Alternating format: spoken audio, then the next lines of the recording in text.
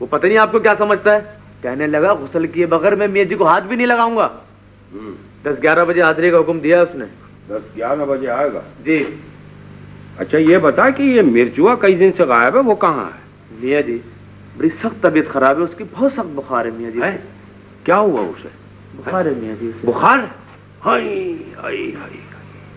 अरे तो हमारी खबरें कौन लाया करेगा बहादुर, ये तो बड़ी गड़बड़ हो गई है। हाँ मियाँ जी याद आया। हाँ। एक ताजा तरीन खबर तो मेरे पास भी है। अच्छा क्या? शमा बीबी तशरीफ ला रही है बावलपुर से। अच्छा 1-2 दिन के अंदर। हाँ। मजीद बाबा ने बताया मेरे को। मजीद बाबा ने बताया? जी।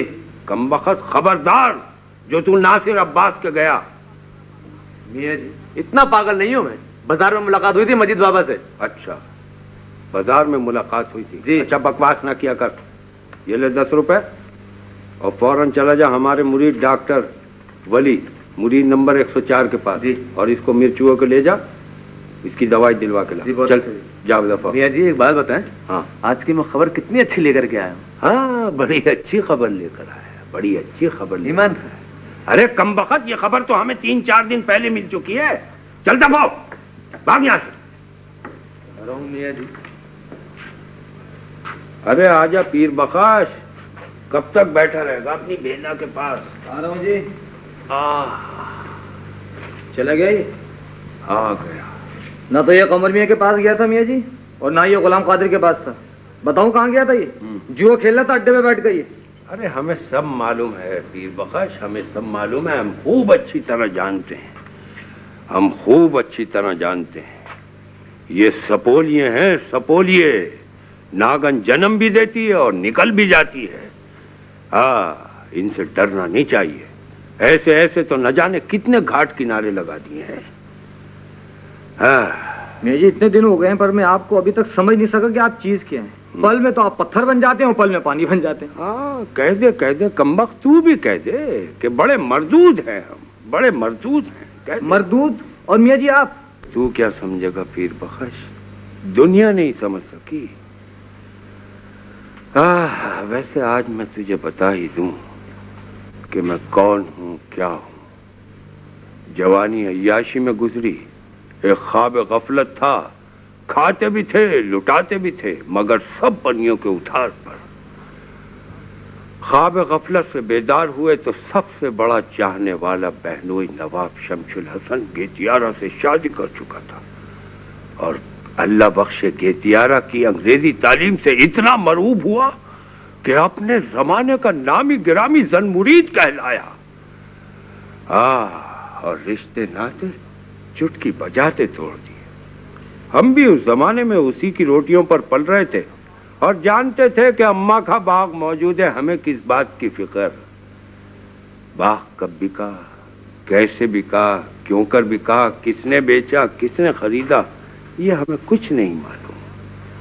होश जब आया, जब वकील की जानिब से 3 दिन का नोटिस मिला कि नवाब शमशुल हसन का घर खाली कर दिया जाए, बच्चा जब ये हुक्म मिला तो हमारे पास 2 वक्त की रोटी मौजूद नहीं थी।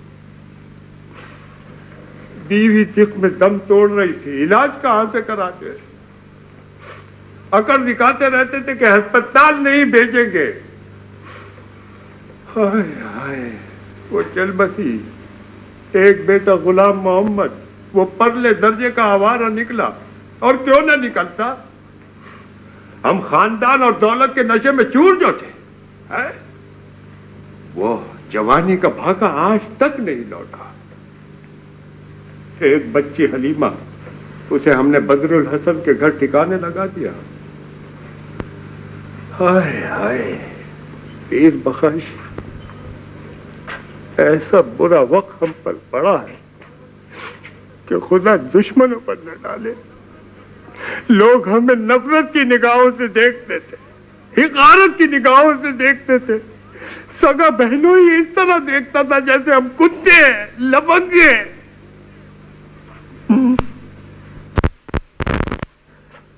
खुदा गुनाहगार को माफ कर देता है, मगर ये कैसी दुनिया है, कैसे इंसान क्यों नहीं माफ करते, क्यों नहीं माफ करते।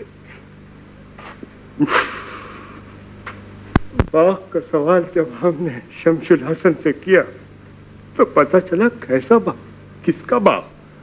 बाग तो अम्मा कभी का बेच भी चुकी हैं और वो गेतियारा के नाम मुंतकिल भी हो चुका है।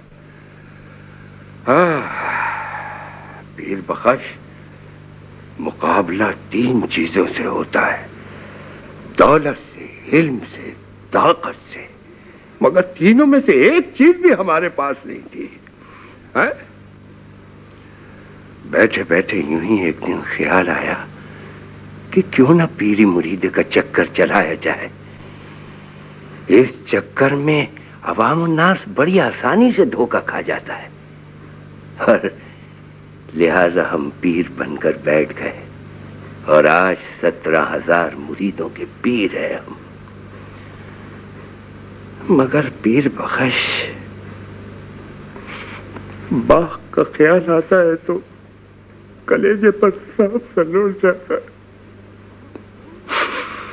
बाग छोड़ूंगा तो नहीं, बाग छोड़ूंगा नहीं। पर एक बात तुझे बता दूं पीर बख्श, कि हलीमा की सास के मरने के बाद इंतकाम का लुत्फ जाता रहा। हाँ बेटे, ये बता कि ये गुलाम कादिर पर अब के बार भरोसा किया जा सकता है?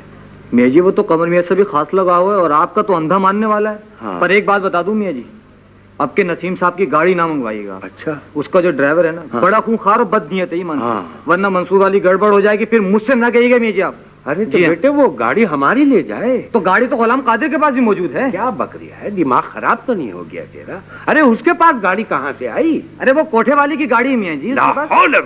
कमबख्त कोठे वाली की गाड़ी में हम अपनी बच्ची को बुलवाएंगे? अच्छा चलें, छोड़ें इस बात को। अगर हुक्म करें तो ले आऊं किसी काजी को निकाह पढ़वाने के लिए। कौन पढ़ाता निकाह? अब्बा पढ़ाएंगे और कौन पढ़ाएगा? नहीं, जहाँ भी बोलती थी कैसा निकाह, किसका निकाह। बोली कि अरे तू भी पागल हो गई, तेरी बहन से भी पागल हो गई। बहुत गुस्से में थी अल्लाह कसम बीवी से। बोलती थी रस्सी रहमत को आने दो, अभी अब्बा से नाना मियाँ की और अम्मा की अकल ठिकाने लगवाई दूंगी। अल्लाह कसम ऐसी बोली। अरे बड़ी ठेकेदार नहीं बन के बैठी है, इसकी ठेकेदारी तो मैं निकालूंगी किसी दिन, तू देखती तो रहे।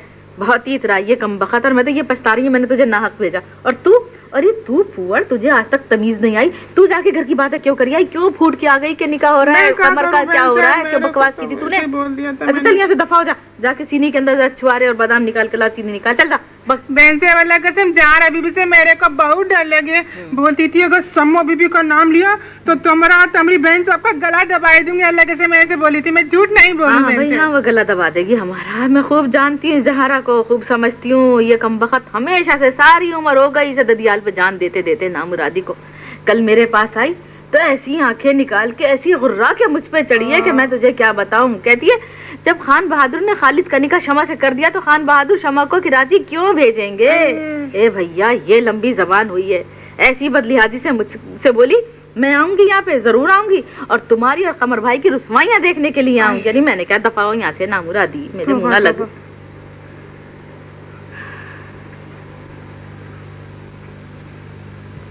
तो तुम ये चाहते हो कि मैं खामोश बैठी अपनी जिल्लत का तमाशा देखती रहती? हाँ अम्मी, आपको बर्दाश्त करना चाहिए था, इसलिए कि आप मुजरिम नहीं थी। लोग मुझे बुरा भला कह रहे थे, उन्हें कहने का हक था। अख्तर चचा की तबाही के हंगामे में आपको हलीमा चची का मुकाबला करने की जरूरत नहीं थी।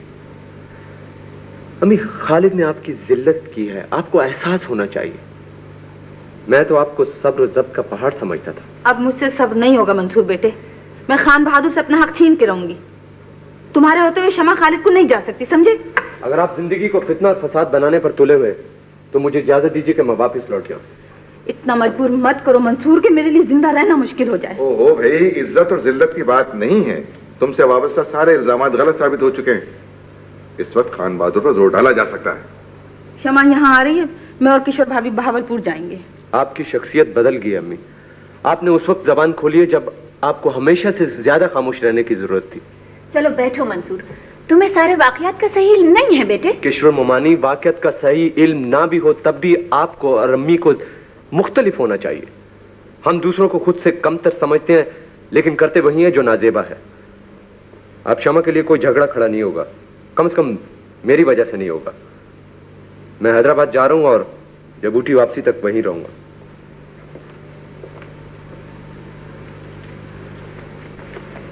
नासिर भाई इसे कैसे समझाया जाए?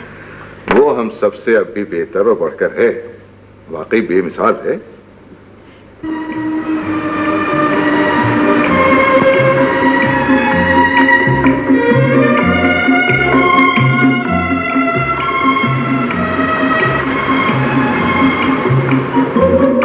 क्यों आए हो मंसूर? लौट चलो। तुम खुद को कितना ही कम आजाद और सहल समझो। शमा की जिंदगी में तुम्हारा नाम तूफानों का जन्म है।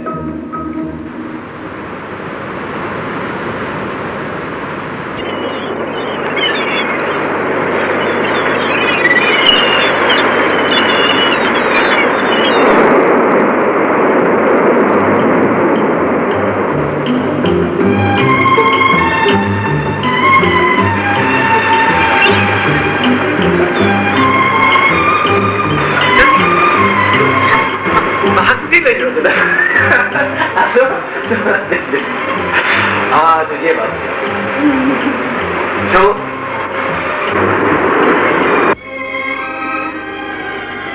हेलो हेलो हेलो, कहाँ है मंसूर महमूद साहब? फिक्र मत कीजिए, अब की बार मैं आपको समंदर में डूबने नहीं दूंगा। जी हाँ।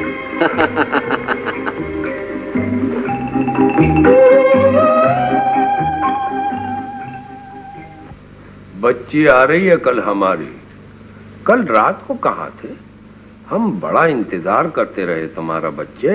मुर्शद, उस पापन छम्मो की गाड़ी में बैठकर कैसे आ जाते आपके दरवाजे? हाँ हाँ, जहाँ रहते हैं मुर्शद, हाँ। उधर तो रात गए बस भी नहीं मिलती।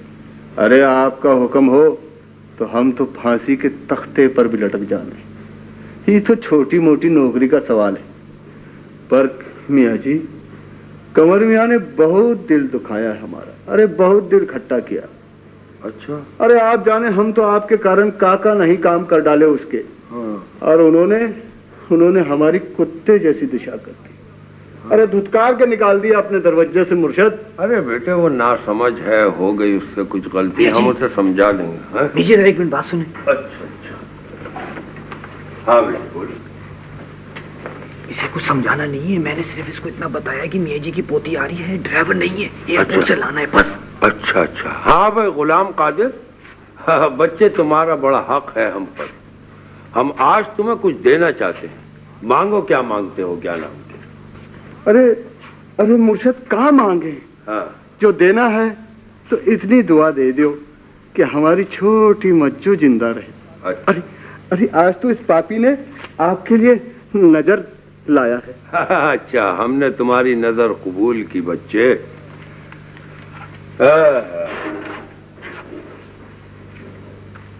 ये लो अपना इनाम। क्या वो गुलाब तो नहीं गए मियाँ जी आप? हाँ। ऐसा शातिर दिमाग और बच्चों जैसी बातें कर रहे हैं। अच्छा। इतने रुपए इसको देंगे तो इसकी लालच नहीं बढ़ जाएगी? अच्छा। ये वकील से और रुमान नहीं है, उलट देगा सारी दुनिया को। अरे बच्चे, हो गई गलती हमसे, दूसरी दफा गलती हो गई। भाई गुलाम कादिर, बच्चे ये 500 रुपए हैं तुम्हारे। दरअसल ये तुम्हारी अमानत हमारे पास महफूज है। जब बच्ची लेकर आओगे तो ले जाना तुम अपनी ये रकम। हाँ। अरे बच्चे, इतना दिल छोटा मत करो। अच्छा ऐसा करो, ये 100 रुपए रख लो। है, ये 100 रुपए रख लो, ठीक है? अच्छा, अब तुम्हारी छुट्टी बेटे, जाओ, खुदा हाफिज। मियाँ जी, कुत्ते तो हम हैं ही। अरे हड्डी दिखाई के काहे खींच ली? पर कोई बात नहीं, आप बड़े हो, मुर्शद हो, पर आपके ये छोटे छोटे चमचे हैं ना, इनकी